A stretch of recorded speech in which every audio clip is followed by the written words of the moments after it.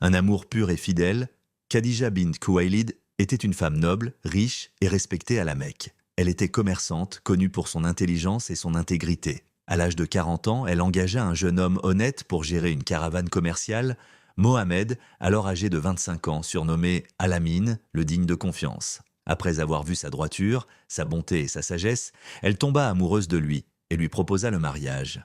Il accepta. Ils vécurent 25 années ensemble dans l'amour, la paix et la fidélité. Khadija fut la première personne à croire en sa prophétie. Lorsqu'il reçut la révélation dans la grotte de Hira, il rentra bouleversé. Et c'est elle qui le réconforta en lui disant « Jamais Dieu ne t'abandonnera. Tu soutiens les faibles, tu aides les pauvres, tu accueilles les invités, tu es un homme bon. » Elle a tout sacrifié pour soutenir la mission du prophète. Sa richesse, son confort, sa vie. Elle mourut à ses côtés, aimée et honorée, et jusqu'à sa mort, le prophète n'oublia jamais Khadija. Il parlait souvent d'elle avec émotion, même des années après sa disparition. Il disait « Elle a cru en moi quand les autres doutaient. Elle m'a soutenu quand les autres m'ont rejeté. » Khadija fut plus qu'une épouse.